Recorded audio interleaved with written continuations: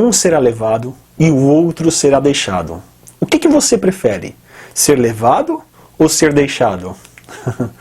Muitas vezes esse verso ele é usado para falar de um contexto de arrebatamento, né? Mas será que esse texto está realmente falando do arrebatamento?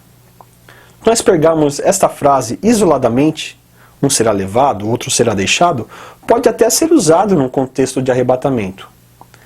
Mas quando Jesus falou essa frase, ele estava realmente falando do arrebatamento? Ou estava falando de outra coisa? Quem é esse que vai ser levado? Vai ser levado para onde? Precisamos ler o texto junto com o contexto para entendermos. Então, vamos ler o contexto em Mateus 24, no verso 37 ao 41. Como foi nos dias de Noé, assim também será na vinda do Filho do Homem. Pois, nos dias anteriores ao dilúvio, o povo vivia comendo, bebendo, casando-se, dando-se em casamento, até o dia em que Noé entrou na arca. E eles nada perceberam até que veio o dilúvio e os levou a todos. Levou para onde? Levou para a morte. Levou a todos e levou para a morte. Foram aqueles que ficaram fora da arca. Foram levados. Ah, eles foram levados, arrebatados? Não. Eles foram levados para morrer. Morte. E eles nada perceberam até que veio o dilúvio e os levou a todos. Assim acontecerá na vinda do Filho do Homem. 2 homens estarão no campo, um será levado e o outro será deixado. 2 mulheres estarão trabalhando no moinho, uma será levada e a outra será deixada. A comparação é com aqueles que foram levados para a morte, e não os que entraram na arca, é aqueles que ficaram de fora. E a única diferença que tem aqui é que na história de Noé, todos que ficaram de fora morreram todos. E na história aqui da volta de Jesus, um será levado e o outro será deixado. Não serão todos que vão morrer. Mas espera aí, na volta de Jesus vai ter morte? Vai ter destruição? Sim, quando ele vier vai cair a ira de Deus sobre os seus inimigos.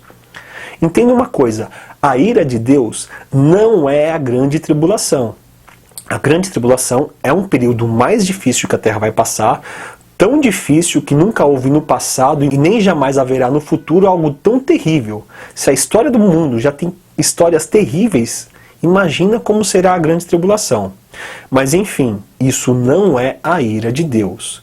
Agora, a ira vai vir quando ele vir no céu, que vai implantar o seu reino, vai arrebatar a sua igreja para ficar junto com ele primeiro, e depois vai vir destruição sobre os seus inimigos. E isso é chamado a ira de Deus que cai sobre a terra.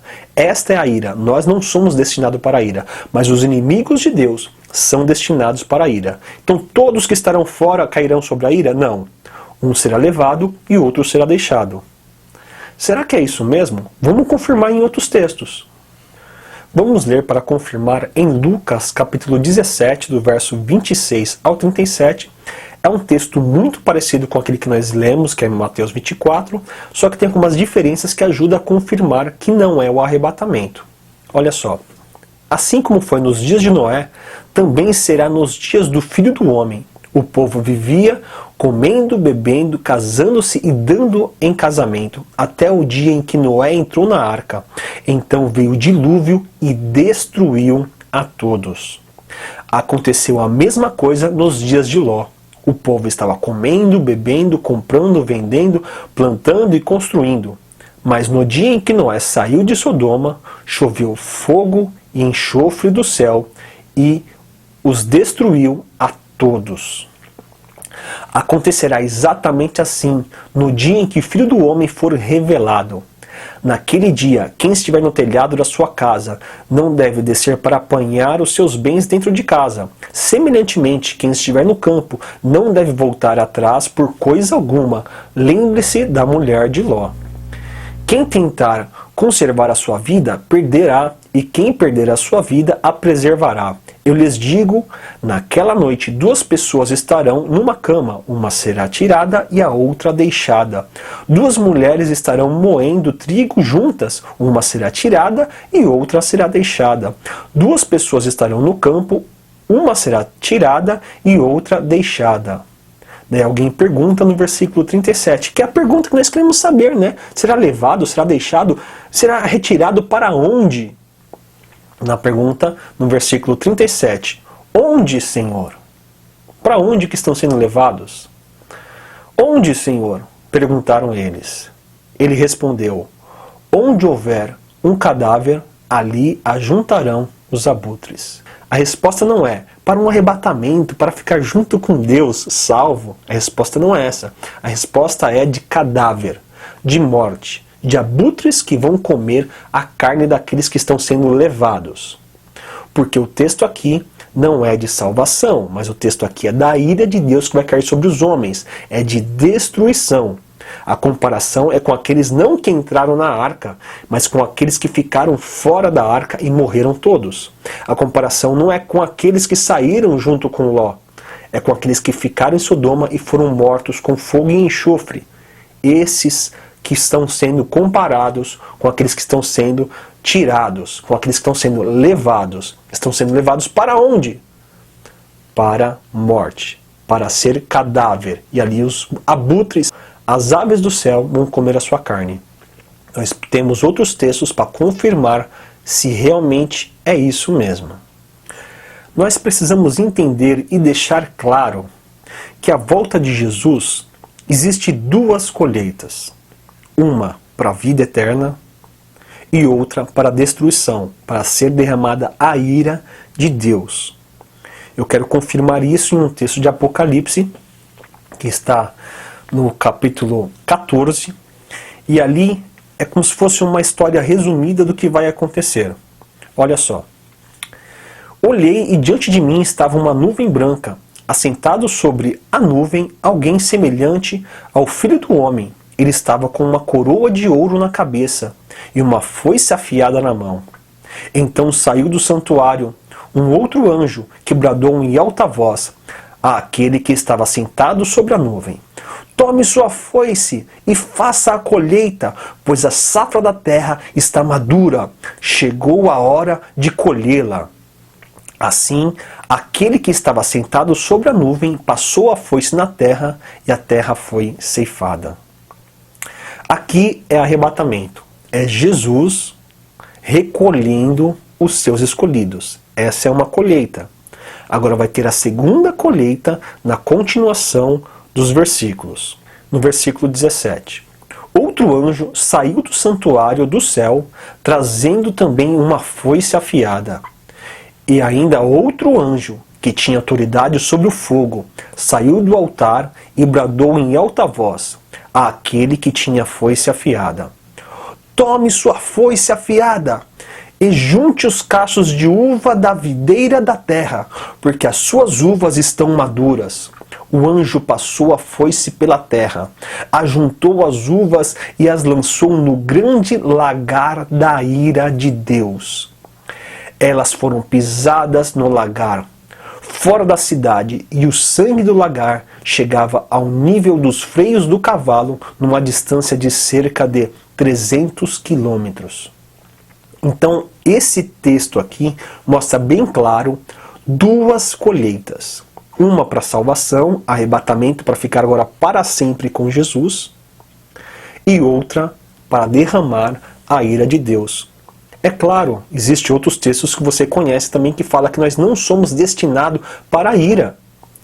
O castigo, a destruição que vai vir aqui, que é essa segunda colheita, é para cair a ira de Deus, é para serem destruídos. E isso não é para nós. Por isso que seremos arrebatados momentos antes. Não é arrebatados antes da grande tribulação. Não existe essa promessa. É momentos antes de cair a ira de Deus, nós seremos arrebatados para ficar junto com o Senhor. Quero ler mais um texto para confirmar que está em Apocalipse, capítulo 19. E é interessante que você leia o capítulo 19 inteiro, porque ali mostra também com clareza que haverá aqueles que serão salvos, que estarão com o Senhor, que participarão das bodas do Cordeiro em salvação com Jesus. E a partir do verso 11, fala que Jesus vai guerrear contra os seus inimigos. Ele desce como um cavaleiro verdadeiro e fiel e vai guerrear contra os seus inimigos. E eu quero ler só a partir do verso 17 para confirmar a resposta que Jesus fez lá em Lucas, que ele falou assim, onde está o cadáver, ali estarão os abutres. Olha só a referência que se tem em Apocalipse a respeito da resposta de Jesus. Verso 17 do capítulo 19, fala assim, vi um anjo que estava de pé no sol e que clamava em alta voz a todas as aves que voavam pelo meio do céu. Venham, reúnam-se para o grande banquete de Deus, para comerem carne dos reis, generais e poderosos, carne de cavalos e seus cavaleiros, carne de todos, livres e escravos, pequenos e grandes. Então vi a besta, os reis da terra e os exércitos reunidos para guerrear contra aquele que estava montado no cavalo e contra o seu exército, contra Jesus e o exército de anjos que estava vindo para guerrear contra os homens. Mas a besta foi presa e com ela o falso profeta, que havia realizado sinais miraculosos em nome dela, os quais ele havia enganado os que receberam a marca da besta e adoraram a imagem dela. Os dois foram lançados vivos no lago de fogo que arde com enxofre. Os demais foram mortos com a espada que saía da boca daquele que estava montado no cavalo, e todas as aves do céu se fartaram com a carne deles. Aqui deixa bem claro que quando o Senhor vier, leia o capítulo inteiro, mas eu quis enfatizar aqui, lembrando aquilo que Jesus respondeu. Onde estarão os abutres, e lá do cadáver, aqui está falando de mortos, de morte, e que as aves irão comer a carne deles. É exatamente a referência daqueles que serão levados para a ira de Deus, para a condenação, para a destruição. E lembrando, conforme Jesus falou, não serão todos destruídos. Um será levado e o outro será deixado. E aí? Você gostaria de ser levado? Ou prefere ser deixado? Na verdade, eu não quero nem ser levado e nem ser deixado. Eu quero ser arrebatado antes que isso aconteça. Porque momentos antes, o Senhor arrebata a sua igreja para ficarmos junto com Ele. Não somos destinados à ira. E a ira é este castigo de morte. Em seguida, Ele vem para guerrear contra os seus inimigos e eles serão levados à morte, à destruição, como foi nos dias de Noé, como foi nos dias de Ló em Sodoma. Eles serão levados para a morte e para a destruição.